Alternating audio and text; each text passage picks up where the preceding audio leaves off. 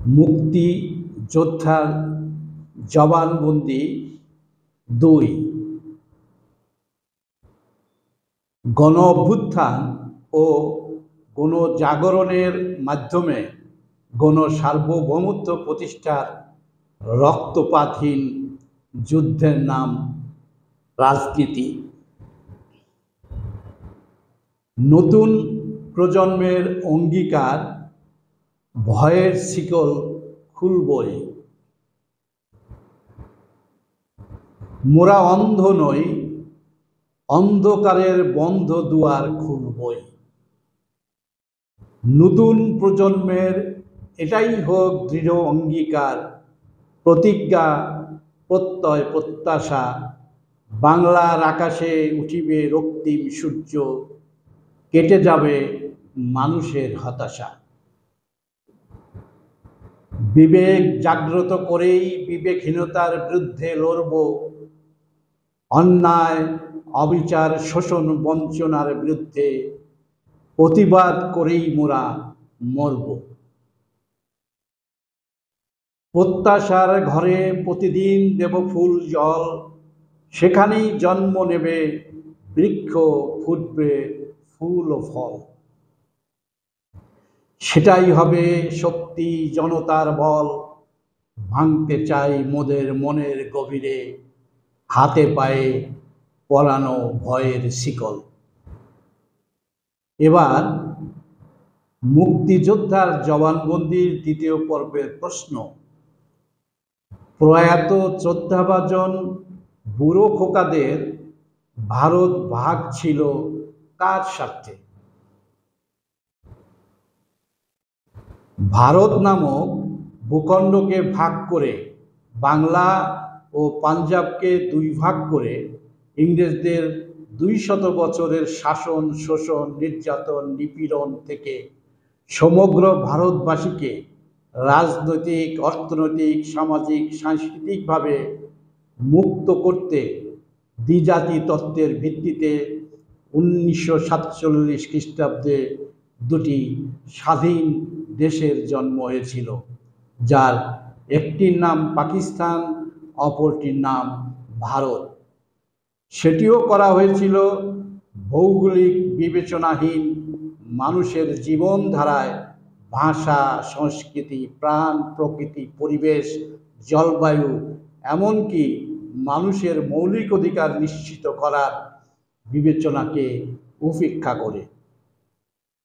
সে সময়ে সমগ্র ভারতবাসীকে ধর্মের ভিত্তিতে হিন্দু মুসলমান জাতি হিসাবে ভাগ করা হয়েছিল। প্রতিষ্ঠা করা হয়েছিল ভারত পাকিস্তান নামক 2টি স্বাধীন রাষ্ট্র। কিন্তু কেন, কাদের স্বার্থ রক্ষায়, কী কারণে সেটি করা হয়েছিল?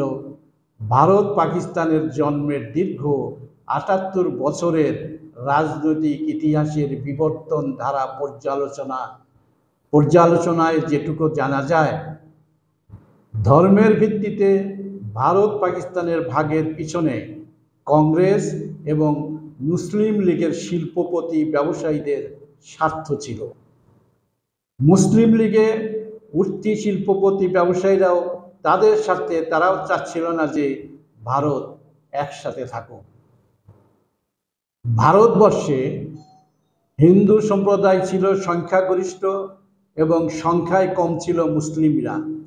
এই সংখ্যাগরিষ্ঠ সম্প্রদায় তখন অর্থনৈতিক দিক থেকে এগিয়ে ছিল, আর অর্থনৈতিক দিক থেকে অনেকটা পিছিয়ে ছিল সংখ্যালঘুরা। অর্থনৈতিক উন্নয়নের দিক থেকে এই ব্যবধানই ছিল 47-এর বিভাজনের মূল কারণ। হিন্দু এবং মুসলিম উভয় সম্প্রদায়ের নেতারা ধর্মকে রাজনৈতিক স্বার্থে ব্যবহার করেছেন, অর্থাৎ ধর্মের একটা রাজনৈতিক ব্যবহার হয়েছিল। এর ফলে প্রায় নিজেদের বসবাসের জন্য 1,20,00,000 মানুষকে র্যাডক্লিফ লাইন নামে পরিচিতি পাওয়া সেই সীমান্ত লাইন অতিক্রম করে এপার ওপার করতে হয়েছিল। সে সময়ে শুরু হয় ধর্মীয় সহিংসতা এবং সেই সহিংসতায় প্রাণ হারিয়েছিল 5 লাখ থেকে 10 লাখ মানুষ। সেটি ছিল ভয়াবহ এক রক্তাক্ত ট্র্যাজেডি। একবার দেশ ভাগে পাকিস্তানের জন্ম, দ্বিতীয়বার পাকিস্তান ভাগ করে বাংলাদেশের জন্ম, বারবার স্বাধীনতা অর্জন, এরপর স্বাধীন দেশের সরকার পরিবর্তনে বারবার সংগ্রাম, গণঅভ্যুত্থান, বিপ্লব, রক্তপাত। কিন্তু কেন, কার স্বার্থে? বারবার কল্পিত স্বাধীনতা অর্জনের মাধ্যমে কি জনগণের কোনো স্বার্থ সংরক্ষিত হয়েছে কিংবা করা গেছে? ভারত বিভক্তির ৭৮ বছর কেটে গেল। স্বাধীন দেশের সাধারণ নাগরিকদের স্বাধীনতা ও মুক্তি মিলেছে কি? বাস্তবায়ন হয়েছে কি মুক্তিযুদ্ধের চেতনা? ধর্মের রাজনৈতিক ব্যবহার কি বন্ধ হয়েছে? রাজনৈতিক অঙ্গনে মিথ্যা ধান্দাবাজি, এই রক্তাক্ত ট্র্যাজেডি বন্ধ করে নতুন রাজনৈতিক ব্যবস্থার পথে আমরা হাঁটতে পারছি না কেন? আদৌ পারব কি, নাকি আমরা কেবলই পিছনের পথে এগিয়ে চলব? সবার তরে এ প্রশ্নগুলো রেখে আজকের মতো বিদায় নিচ্ছি। খোদা হাফেজ। তারিখ 27শে মার্চ 2025 ইং 13ই চৈত্র 1429 বঙ্গাব্দ, রোজ বৃহস্পতিবার।